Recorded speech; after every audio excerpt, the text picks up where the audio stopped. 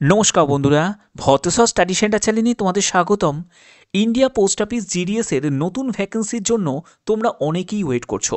আজকের এই ভিডিওটা প্রত্যেকের জন্য খুব ইনফরমেটিভ হতে চলেছে। কারণ কি, এই ভিডিওর মাধ্যমে তোমাদের কবে ভ্যাকেন্সি জারি হবে সেটা তো তোমরা জানবে, কত ভ্যাকেন্সি থাকবে সেটাও জানবে, এবং কিছু পরিবর্তনের ব্যাপারেও তোমরা জানতে পারবে। সেটা এক্সাম থেকে শুরু করে তোমাদের education qualification, age, selection process কিছু কি পরিবর্তন হচ্ছে, তো সেই ব্যাপারটাও তোমাদের এক্স্যাক্ট ডেটাগুলোকে তুলে ধরবো। ভিডিওটা প্রত্যেকের জন্য ইনফরমেটিভ হতে চলেছে, অবশ্যই বলবো ভিডিওটাকে শেষ পর্যন্ত দেখো। এখানে তোমরা একটি ডেটা টেবিল দেখতে পাচ্ছ। দেখো, তোমাদের এখানে দেখো অ্যাক্টিভিটিস এবং টাইম লাইনগুলো দেওয়া হয়েছে, যেখানে vacancy updation by division unit, যেটা 21শে অক্টোবর থেকে 27শে অক্টোবর পর্যন্ত এই প্রসেসগুলো কমপ্লিট হয়ে গেছে। এরপরে ভ্যাকেন্সি অ্যাপ্রুভাল বাই সার্কেলস, সেটা 28শে অক্টোবর থেকে 30শে অক্টোবর পর্যন্ত কমপ্লিট হয়েছে। এবার তোমরা বলবে যে স্যার, এই ভ্যাকেন্সির যেগুলো সেগুলো দেখাচ্ছেন কেন? দেখো, প্রথমে তোমরা জানবে যে কোনো নোটিফিকেশন যখন জারি হয় তার আগে এক্স্যাক্ট ভ্যাকেন্সিটা জানা হয়, যে কোন ডিভিশনে কত কি ভ্যাকেন্সি আছে। কারণ ডিভিশনের যে ভ্যাকেন্সির যে ডেটাগুলো চলে যায় সার্কেলে, যেমন ওয়েস্ট বেঙ্গল একটা সার্কেল, তারপরে নর্থ ইস্ট একটা সার্কেল, আসাম একটা সার্কেল, এগুলো নিশ্চয়ই তোমরা জানো। এবার সেই ডেটাগুলো চলে যাবে হচ্ছে হেড অফিসে চলে যাবে, যেটা হচ্ছে নিউ দিল্লি। তো সেখান থেকেই নোটিফিকেশান জারি হয়। এবার যতক্ষণ না সেই ডেটাগুলোকে তারা জড়ো করবে, যে কোথায় কত ভ্যাকেন্সি আছে, কোন ডিভিশনে কত, কোন সার্কেলে কত, তো ততক্ষণ তো এই প্রসেসগুলো কমপ্লিট হবে না। এবার এখানে কিন্তু একটা কথা কিন্তু তোমাদের বলে রাখি, এখানে একটা ট্রান্সফার তোমরা ব্যাপারটা দেখতে পাচ্ছ। অর্থাৎ এই যে ট্রান্সফারের যে ব্যাপারটা হয়েছে, তোমরা জানো যে অনেক ক্যান্ডিডেট আছে যারা দূরের ডিভিশনে অ্যাপ্লাই করে দেয়, দূরে কোনো সার্কেলে অ্যাপ্লাই করে দেয়, তারা সিলেকশনও হয়ে যায়। এবার যখন সে চাকরি করে, কারণ ডিডিএসের বেতন তো কম, ঠিক আছে, তো সেক্ষেত্রে কম বেতনে বেশি দিন তো থাকা যায় না। এবার সবাই চায় যে নিজের ডিভিশনে চলে আসবে, কেউ চাইবে নিজের সার্কেলে চলে আসবে। তো তারা কি করে, তারা ট্রান্সফারের জন্য অ্যাপ্লাই করে। এবার এই ট্রান্সফারের ব্যাপারটার মধ্যে কিন্তু অনেকগুলো প্রসিডিওর আছে। যেমন হচ্ছে অনলাইন রেজিস্ট্রেশন করতে হবে তোমাকে আগে, যেটা প্রসেসটা তোমাদের দেখো 3 নভেম্বর থেকে 12 নভেম্বর পর্যন্ত এই প্রসেসটা চলেছে। তারপরে হচ্ছে তোমাদের মডিফিকেশন করা যাবে। এখানেও কিন্তু একটা ট্রান্সফার নিতে গেলে অনেক কিছু কিন্তু প্রসেসগুলোকে কমপ্লিট করতে হয়, যে প্রসেসগুলো তোমরা এখান থেকে দেখতে পাচ্ছ। এবার যতক্ষণ না ট্রান্সফার হবে, ঠিক আছে, ট্রান্সফারের সঙ্গে কিন্তু তোমাদের নতুন ভ্যাকেন্সি বেরোনোর অনেকটা কিন্তু সঙ্গে কিন্তু রিলেট আছে। কেন বলছি, দেখো, একজন ক্যান্ডিডেট সে ধরো ডিভিশন সে চেঞ্জ করলো, এই ডিভিশন থেকে অন্য একটা ডিভিশনে চলে গেল, ঠিক আছে। এবার এই ডিভিশনে তো কিছুটা শূন্যপদ ফাঁকা রয়ে গেল। এবার এই শূন্যপদের ডেটাগুলো কি হবে, যখন কাউন্টডাউন হবে, নতুন নোটিফিকেশন জারি হবে, সেখানে ইনক্লুড হয়ে যাবে।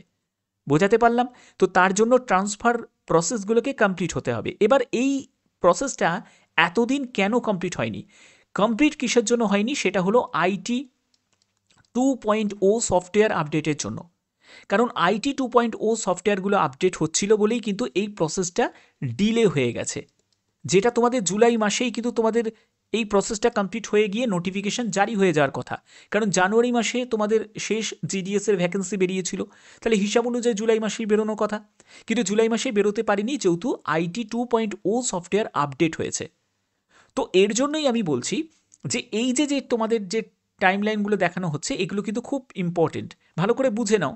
যেখানে বলছে যে অনলাইন লিস্ট ট্রান্সফার অ্যাপ্রুভ, সেটা 26শে নভেম্বর পর্যন্ত হয়েছে, এবং এই যে পুরো প্রসেসটা কমপ্লিট হয়ে যাচ্ছে, ট্রান্সফারের যে প্রসেসটা 15ই ডিসেম্বরে তোমাদের কমপ্লিট হয়ে যাচ্ছে। এবার 15ই ডিসেম্বরের মধ্যে তোমাদের এই ট্রান্সফার প্রসেসটা কমপ্লিট করার পরেই কিন্তু যেটা হবে সেটা হলো এক্স্যাক্ট ডেটাটা পাওয়া যাবে, এবং তোমাদের নতুন ভ্যাকেন্সি জারি হয়ে যাবে, নতুন নোটিফিকেশান জারি হয়ে যাবে।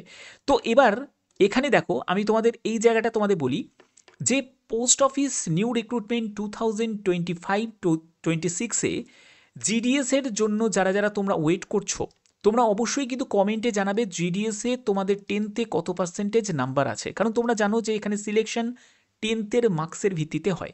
এবার আদৌ কি কিছু পরিবর্তন হবে, সেই ব্যাপারটাও তোমাদের বলবো পরবর্তী জায়গায়। দেখো, চেঞ্জেসের জায়গায় দেখতে পাচ্ছ যে এক্সামে কিছু পরিবর্তন হতে পারে, এডুকেশন কোয়ালিফিকেশানে কি কিছু পরিবর্তন হতে পারে, এজের ক্ষেত্রে কোনো পরিবর্তন হতে পারে, সিলেকশন প্রসেসে কোনো পরিবর্তন হতে পারে, কি নতুন ভ্যাকেন্সি কবে জারি হবে, সম্পূর্ণ ডিটেলসটা তোমরা জানতে পারবে।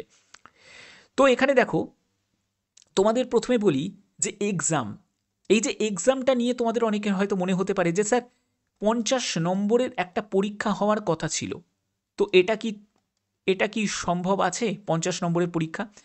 তো এখানে তোমাদের বলে রাখি, দেখো এটা কিন্তু মানে এখনো পর্যন্ত অ্যাপ্রুভাল কিন্তু পাইনি, তবে যদি হয়, কারণ যেহেতু হাতে সময় আছে এখনও, যে কোনো সময় কিন্তু এটাকে ইমপ্লিমেন্ট করতেই পারে, এবং এটা কিন্তু কোনো রিটিন এক্সাম হবে না, কারণ এরকম কিন্তু কোনো মেনশন করা ছিল না নোটিফিকেশনের আগে, যেখানে তোমাদের একটা নোটিশ জারি হয়েছিল, যেটা হচ্ছে ইউনিয়নের তরফ থেকে, মানে জিডিএস যে ইউনিয়ন আছে, জিডিএস ইউনিয়নের তরফ থেকে, সেখানে কিন্তু বলা হয়েছিল যে একটা 50 নম্বরের একটা পরীক্ষার কথা বলা হয়েছিল। সেটা হতে পারে যে তোমাদের যেরকম সিলেকশন হয় সেরকম তোমাদের মার্কসের ভিত্তিতে সিলেকশন হলো, তারপরে তোমাদের ডকুমেন্ট ভেরিফিকেশন হলো, এবং ওই ডকুমেন্ট ভেরিফিকেশনের পরেই তোমাদের একটা ভাইভা নিতে পারে, ঠিক আছে? ভাইভা নিতে পারে 50 নম্বরে, কিন্তু সেটা যদি হয় তাহলে সেটা কিন্তু পরবর্তী সময় তোমাদের একটা নোটিশ করে জানিয়ে দেওয়া হবে। এবার চলে আসছি এডুকেশন কোয়ালিফিকেশন। দেখো এডুকেশন কোয়ালিফিকেশন 10th আছে, 10th থাকবে, 12 হওয়ার কিন্তু কোনো সম্ভাবনা দেখছি না, কারণ যদি হতো তাহলে কিন্তু অনেক আগেই একটা নোটিশ জারি করে দিত। হ্যাঁ, এটা ঠিকই যে ইউনিয়নের তরফ থেকে এই প্রস্তাবটা রাখা হয়েছিল যে যেন 12 কোয়ালিফিকেশনকে করা হয়, বাট জিডিএসের জন্য 12 কোয়ালিফিকেশনের আমার মনে হয় না কোনো দরকার আছে, কারণ জিডিএসের মতো একটা চাকরিতে যেখানে 10th অনেক বড় হয়ে যায়, কারণ বেতন লেভেল দেখো, তারপরে সেই অনুযায়ী বিচার করতে হবে, তো সেক্ষেত্রে 12 কখনোই হওয়াটা উচিত নয়। এবার তোমরা মানে কারা কারা চাও যে জিডিএসের এডুকেশন কোয়ালিফিকেশনের ক্ষেত্রে পরিবর্তন আনা হোক, যে 12 হোক কি 10th হোক, তোমরা কারা কারা কী চাও সেটা অবশ্যই কিন্তু কমেন্টে জানাতে পারো। এজ লিমিটের ক্ষেত্রে বলে রাখি, এজ লিমিট যেরকম তোমাদের 18 থেকে 40 তাই কিন্তু তোমাদের থাকবে, 18 থেকে 40ই থাকবে। তবে যারা এসসি এসটি ক্যান্ডিডেট আছো তোমরা বয়সে 5 বছর ছাড় পাবে, অর্থাৎ তোমাদের ক্ষেত্রে বয়স হয়ে যাবে 18 থেকে 45, আর যারা ওবিসি ক্যান্ডিডেট আছো তারা বয়সে 3 বছর ছাড় পাবে, তোমাদের ক্ষেত্রে বয়স হয়ে যাবে 18 থেকে 43। ঠিক আছে? সিলেকশন প্রসেস তোমাদের যেরকম আগে ছিল সেরকমই কিন্তু তোমাদের থাকবে, অর্থাৎ তোমাদের প্রথমে 10th মার্কস, 10th পার্সেন্টেজ তোমার কত আছে সেটা অবশ্যই কিন্তু তোমরা কমেন্টে জানাবে, প্রত্যেকে কমেন্টে জানিয়ে দাও যে তোমাদের 10th কত পার্সেন্টেজ নাম্বার আছে। তো 10th মার্কসের ভিত্তিতে তোমাদের একটা মেরিট প্রিপেয়ার হবে, যেটা ফার্স্ট লিস্ট, সেকেন্ড লিস্ট এরকম করে তোমাদের মেরিট লিস্ট মানে তোমাদের রিলিজ হবে, এবং তারপরে তোমাদের কি হবে, ডকুমেন্ট ভেরিফিকেশনের জন্য ডাকা হবে, এবং তোমাদের হতে পারে যে একটা 50 নম্বরের একটা ভাইবা নিতে পারে, বাট এটা কিন্তু কনফার্ম নয়। আবার বলছি, এটা কিন্তু কনফার্ম নয়, কারণ তোমরা আগেই দেখেছিলে একটা ইউনিয়নের তরফ থেকে নোটিশ জারি করেছিল, তারা একটা প্রস্তাব রেখেছিল, বাট এটা যদি ইমপ্লিমেন্ট হয় অবশ্যই সেটাও কিন্তু তোমাদের পরবর্তী সময় জানিয়ে দেওয়া হবে, ঠিক আছে? তো এরকম কিন্তু তোমাদের প্রসেস থাকে। এবার সবথেকে গুরুত্বপূর্ণ পার্ট হচ্ছে নতুন ভ্যাকেন্সি কবে জারি হবে, যেটা তোমাদের অনেকের প্রশ্ন। দেখো, যেহেতু আইটি 2.0 সফটওয়্যার আপডেটের জন্য এই পুরো প্রসেসটাকে কিন্তু ডিলে হয়ে গেছে, তো নতুন ভ্যাকেন্সি তোমরা দেখেছো যে 15ই ডিসেম্বর পর্যন্ত যেহেতু এই ট্রান্সফারের যে প্রসেসটা যেহেতু চলবে, এই প্রসেসটা কমপ্লিট হয়ে যাচ্ছে 15ই ডিসেম্বর, তারপরেই কিন্তু তোমাদের জানো যে জানুয়ারি মাসে আর জুলাই মাসে তোমাদের দুবার করে কিন্তু নোটিফিকেশান জারি হয়। তো সেক্ষেত্রে এবারে তো জুলাই মাসে কোনো নোটিফিকেশান জারি হলো না, তো জানুয়ারি মাসের অর্থাৎ জানুয়ারি 2026 নতুন তোমাদের নোটিফিকেশান জারি হবে। এটা একদম কনফার্ম নিউজ, একদম তোমাদের কনফার্ম নিউজ বলছি, জানুয়ারি 2026 তোমাদের নতুন নোটিফিকেশান জারি হবে, যেখানে তোমাদের ভ্যাকেন্সি এক্স্যাক্ট কত থাকবে তোমাদের এখানে বলতে পারি 20 থেকে 25,000 মতো তোমাদের ভ্যাকেন্সি থাকতে পারে। এটা কিন্তু সম্ভাবনা সব থেকে বেশি রয়েছে, যেহেতু তোমাদের এই মানে জুলাই মাসে যেহেতু নতুন নোটিফিকেশান যেহেতু জারি হলো না, তো সেক্ষেত্রে সেইগুলোকে সব জড়ো করে তোমাদের জানুয়ারি 2026 মানে নোটিফিকেশান জারি হয়ে যাবে। এবার এই ভ্যাকেন্সি হয়তো তোমাদের আরও বাড়তেও পারে, ঠিক আছে?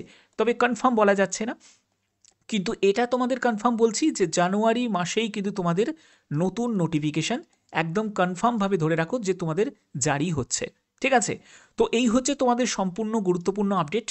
যারা যারা তোমরা কোয়ারি করেছিলে, যে অনেকেই প্রশ্ন করছিলে যে স্যার জিডিএসের নতুন ভ্যাকেন্সি কবে জারি হবে, কি কি পরিবর্তন আসতে পারে বা আসবে, তো সেই ব্যাপারেও তোমাদের এক্স্যাক্ট ইনফরমেশন তোমাদের কাছে পৌঁছে দিলাম।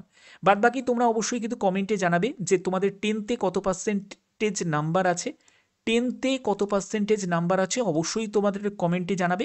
এছাড়া তোমরা আর একটা কমেন্টে জানাবে যে কারা কারা চাও যে এডুকেশন কোয়ালিফিকেশনের ক্ষেত্রে কোনো পরিবর্তন হোক।